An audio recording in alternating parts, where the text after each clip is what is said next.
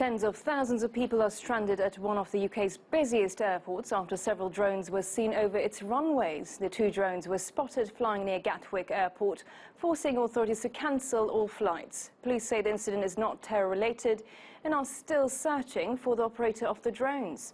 People planning to fly over the Christmas period are being warned to expect disruptions for at least 48 hours.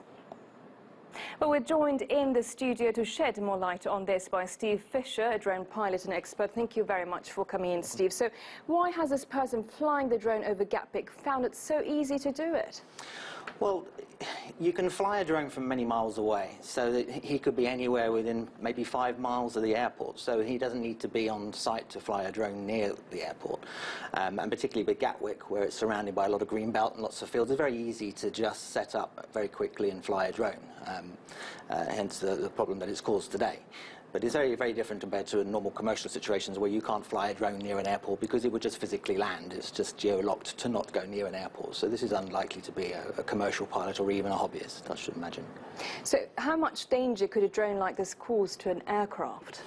Well, it still has significant mass, and anything that's got mass can hit an aircraft and cause all sorts of problems. I mean, we understand bird strikes cause problems for the aviation industry all the time. So the sort of size of drones that's being talked about in this case could potentially cause quite a lot of problems. But there's quite a lot to bring it into contact with an aircraft. So just to have an understanding, is it something like this as we're showing now on our screens? It's very difficult to know. Nobody really knows. We've only got some very sketchy pictures of it in the sky, but it's likely to be one of what we call a heavy lift, a much bigger drone than the small commercial ones that we see on the television. More looks like a white paper bag, perhaps. So it's something that's going to have a significant mass, I suspect, but we're speculating at this stage. We don't know.